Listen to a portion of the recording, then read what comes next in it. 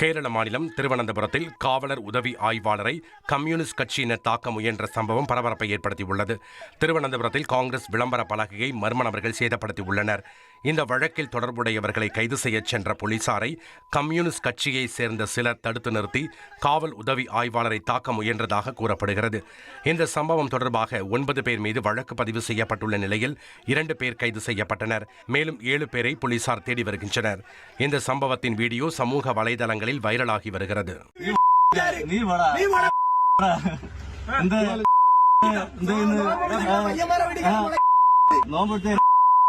അയ്യോ നീ ഇറങ്ങുന്ന നീ പറയുമ്പോ തുറന്നിട്ടിരിക്കുക